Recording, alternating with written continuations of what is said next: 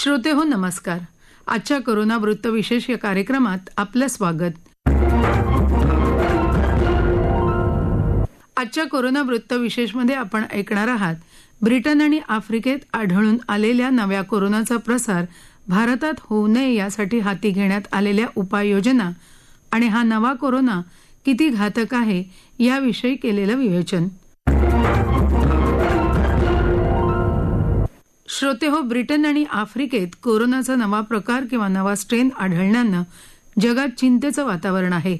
Corona विषाणूचा हा नवा प्रकार अधिक घातक असून त्याची संक्रमण शक्ती ही पहिल्या कोरोना विषाणूपेक्षा 70 ते 75% अधिक असल्याचं तज्ज्ञ सांगत आहेत. खबरदारीचा उपाय म्हणून ब्रिटन सरकारनं यावर 4 प्रकारचा लॉकडाऊन लागू केला आहे. जगभरातही हा नवा विषाणू पसरू नये म्हणून अधिक खबरदारी घेतली जात आहे. काही देशांनी तर ब्रिटनमधून होणाऱ्या हवाई वाहतुकीवर निर्बंध घातले आहेत किंवा हवाई वाहतूक तात्पुरती बंद ठेवली आहे. भारत सरकारनंही ब्रिटनमधून होणारी हवाई वाहतूक सध्या बंद ठेवली असून राज्यांनाही खबरदारी घेण्याचे निर्देश दिले आहेत.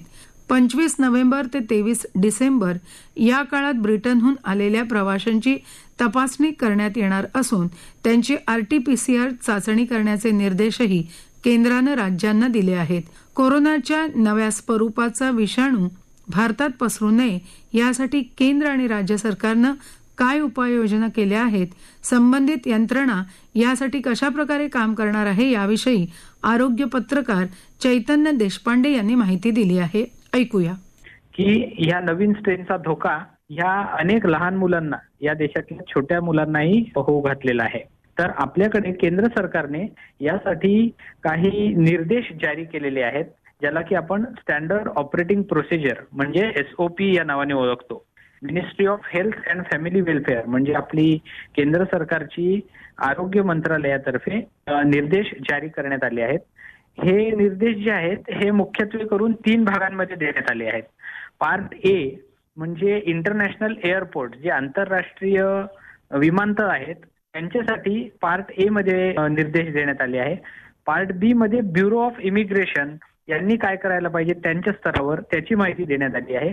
आणि पार्ट C मध्ये स्टेट गव्हर्नमेंट, राज्य सरकारांनी काय करायला पाहिजे याबद्दल माहिती देण्यात आली आहे. तर सगळ्यात आधी पार्ट A मध्ये आपण बघूया की इंटरनॅशनल एअरपोर्ट्स मध्ये म्हणजे आंतरराष्ट्रीय विमानतळावरती काय दिशानिर्देश देण्यात आलेले आहेत. तर सगळ्या राज्य सरकारांना असा आदेश देण्यात आलेला आहे की UK म्हणजे युनायटेड किंगडम, इंग्लंड मधून आलेले जितकेही प्रवासी आहेत त्यांची येताच RT-PCR टेस्ट करण्यात यावी आणि त्यांना क्वारंटाईन करण्यात यावं.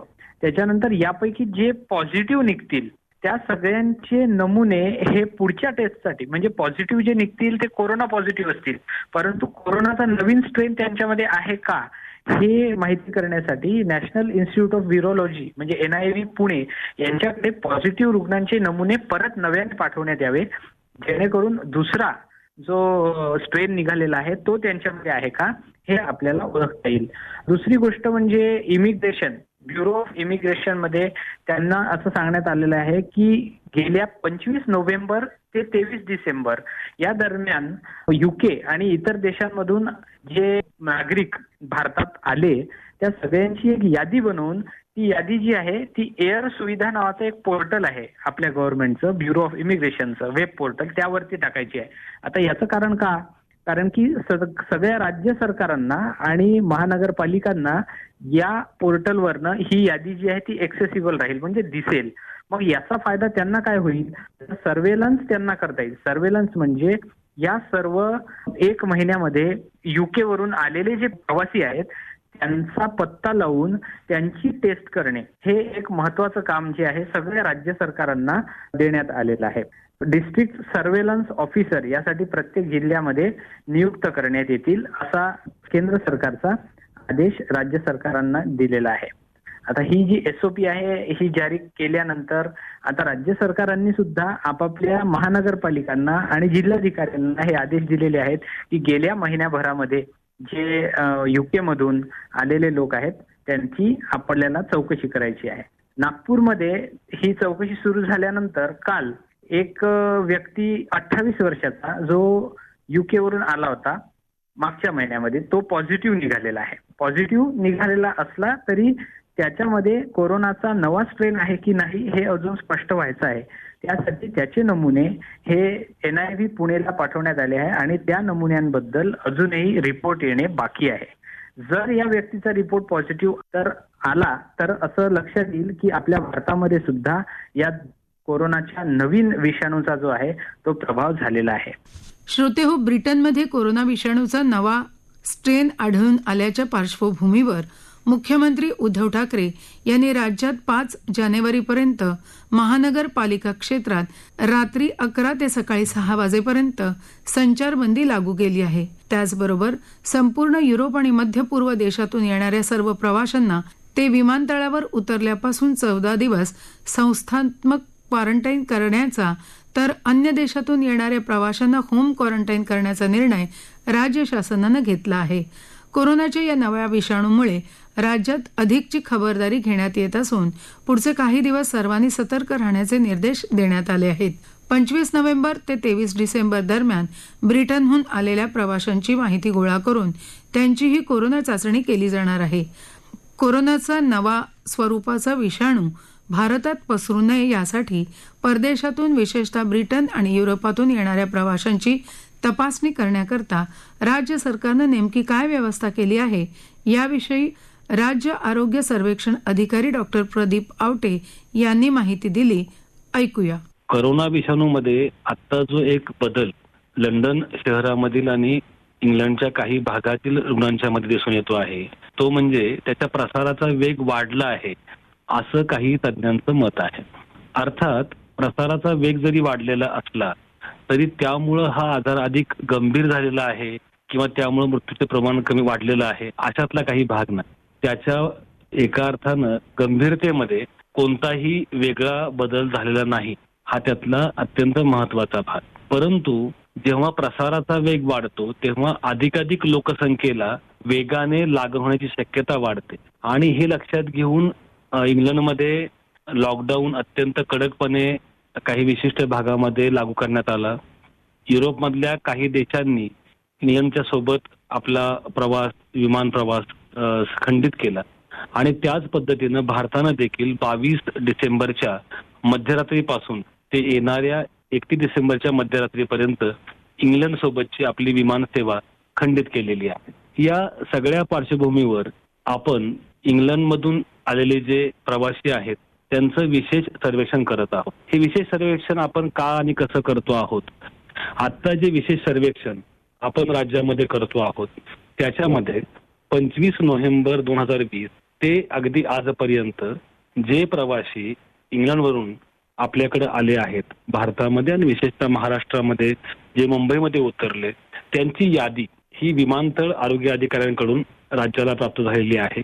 ही यादी जी आहे ती यादीचं प्रत्येक जिल्हानिहाय आणि महानगरपालिका निहाय हे लोक कुठं गेले आहेत त्यांची माहिती घेऊन आपण ती त्या जिल्ह्यांना आणि महानगरपालिकांना पाठवलेली आहे.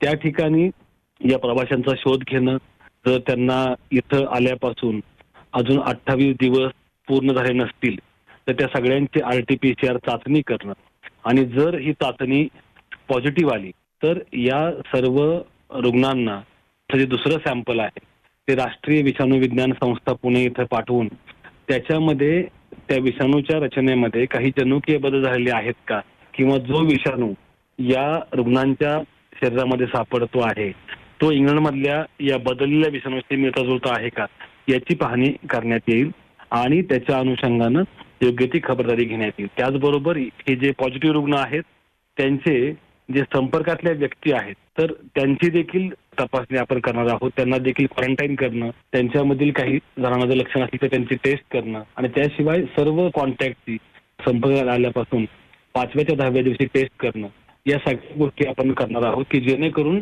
जर चुकून हा नव्या प्रकारचा विषाणू आपल्या राज्यामध्ये आला असेल तर ते आपल्याला लगोलग कळावं आणि त्याच्या अनुषंगानं आपल्याला हालचाल करता यावी. त्यांना आपण वेगळ्या आयसोलेशन वॉर्डमध्ये भरती करतो आहोत की जेणेकरून त्यांचा संपर्क इतर रुग्णांशी येऊ नये. त्यासोबतच लक्षात ठेवलं पाहिजे की विषाणूमध्ये काही बदल झाले याचा अर्थ उपचाराची पद्धती बदलली असं नव्हे तर उपचार तेच आहेत की याच्यापूर्वी आपण कोविड-19 रुग्णांकरता जे उपचार वापरले त्याच उपचारांना आपण या रुग्णांना बरे करणार आहोत, तेच उपचार आपण वापरणार आहोत. त्याच्यामुळे त्याच्याबद्दलही काही भीती बाळगायचं कारण नाही. श्रोतेहो, ब्रिटन आणि आफ्रिकेत आढळलेला कोरोनाचा नवा प्रकार हा अधिक संक्रमण शक्ती असलेला आणि अधिक घातक आहे. या नव्या कोरोनाचं संक्रमण म्हणजे प्रसार होण्याची ताकद 70 ते 75% अधिक आहे. त्यामुळे या कोरोनाचा भारतात प्रसार होऊ न देणं ही काळाची गरज आहे. यासाठी शासन आणि प्रशासन कार्य करत असून या विषाणूबाबत अधिक संशोधन केलं जात आहे. कोरोनाचा हा नव्या स्वरूपाचा विषाणू किती घातक आहे, त्याची परिणामकारकता काय आहे, याबद्दल आपण किती काळजी घ्यायला हवी, याबाबत राज्याचे आरोग्यमंत्री राजेश टोपे यांनी माहिती दिली. ऐकूया. एकतर नवीन जो स्ट्रेन आलेला आहे, आपण युरोपमध्ये आणि खास करून UK जो पाहिलेला आहे, त्या स्ट्रेनबद्दल फार पॅनिक होण्याची गरज नाही, फार अशी त्याच्याबद्दल काळजी करण्याची आणि भीती वाटण्याची गरज नक्कीच नाहीये. त्याचा जो आजपर्यंत झालेला अभ्यास आहे, एक नक्कीच आहे की तो इन्फेक्शियस आहे, म्हणजे तो पसरतो फार झपाट्याने, ज्याची टक्केवारी 70% पर्यंत जे काही आम्हाला ICMRने आणि आमच्या आरोग्य विभागाने माहिती दिलेली आहे त्या दृष्टिकोनातून इन्फेक्शियस आहे, संसर्गजन्य जास्त आहे. परंतु जे काही आपले औषधं आहेत त्या औषधांवरच जे आज त्याचा उपचार होऊ शकतो. वॅक्सिन जे काही आपण निर्माण करत आहोत किंवा त्याच्या बाबतीतली जी काही म्हणजे जेनॉलॉजिकल चेंज जी झालेला आहे, जेनेटिकल चेंज जो झालेला आहे, तर तो चेंज खऱ्या अर्थाने असा वॅक्सिनच्या माध्यमातून म्हणजे चांगल्या पद्धतीनं वॅक्सिन त्याच्यावर परिणाम करू शकतो असं सिद्ध झालेलं आहे. अजून असं वॅक्सिनचा परिणाम त्यावर होणार नाही तसे काही पेपर्स आतापर्यंत आलेले नाहीयेत. आणि त्यामुळे एक आहे की अधिक इन्फेक्शियस असल्यामुळे आपल्याला त्याचा संसर्ग टाळायचा. मग टाळायचा याचा अर्थ एवढाच आहे की UK वरून आलेल्या लोकांना आपण इन्स्टिट्यूशनल क्वारंटीन करतो आहोत, संस्थात्मक अलगीकरण करतो आहोत. आणि त्याचबरोबर आता जो न्यू इयरला होणारी गर्दी असेल, क्रिसमस आणि या संदर्भातली होणारी गर्दी असेल, हे सगळं थोडंसं कंट्रोल राहावं म्हणून माननीय मुख्यमंत्री महोदयांनी याबाबतचा नाईट कर्फ्यूचा निर्णय सुद्धा जो घेतलेला आहे तो 11 वाजेपासून सकाळी पहाटे 5 वाजेपर्यंत 6 वाजेपर्यंत आहे. मला असं वाटतं की सगळ्यात मोठी संस्था जर कुठली असेल तर नॅशनल इन्स्टिट्यूट ऑफ व्हायरॉलॉजी आहे. आणि त्यामुळं पुण्याच्या नॅशनल इन्स्टिट्यूट ऑफ व्हायरॉलॉजीनी या नवीन स्ट्रेन असलेला जो काही व्हायरस आहे त्याबाबतच्या जे काही जेनॉमिक चेंज झालेला आहे किंवा जे आपण म्युटेट झालेला व्हायरस म्हणतो, तो म्युटेशन झालेला व्हायरस त्या संदर्भातील जे काही योग्य ती संशोधन करण्याचं काम हे national institute of virology Pune या ठिकाणी निश्चित प्रकारे सुरू आहे. आणि त्याबाबतचा योग्य तो अभ्यास करून ते नोट ICMRला देतील आणि ICMRच्या पुढील सूचनेप्रमाणे आम्ही कार्यवाही करू. श्रोतेहो, कोरोनाचा हा नवा विषाणू किंवा स्ट्रेन घातक असला तरी जनतेनं काळजी करायची, उगाचच भीती बाळगायची गरज नाही. या विषाणूबाबत अधिक संशोधन केलं जात असून त्यावर निश्चित असं औषध शोधण्याचंही कार्य सुरू आहे. ब्रिटन आणि युरोपातल्या देशात कोरोनाची दुसरी लाट आलेली असून तिथली परिस्थिती गंभीर झाली आहे. आपणही याबाबत जागरूक राहून कोरोनाचा प्रसार थांबवण्यासाठी प्रशासनाला सहकार्य केलं पाहिजे. नागरिकांनी व्यवस्थित मास्क वापरला पाहिजे, परस्परात सुरक्षित अंतर ठेवलं पाहिजे, कुठेही गर्दी करू नये, तसंच स्वच्छतेच्या सवयी अंगीकारल्या पाहिजेत. श्रोतेहो, याबरोबरच आजचा करोना वृत्त विशेष कार्यक्रम संपला. हा कार्यक्रम आकाशवाणी मुंबईच्या प्रादेशिक वृत्त विभागानं सादर केला. सादरकर्त्या सरस्वती कुळेकर, निर्मिती सहाय्य विवेक वानखडे, लेखन आणि समन्वय विकास यादव आणि स्वाती केदारे, निवेदन संपदा पाटगावकर.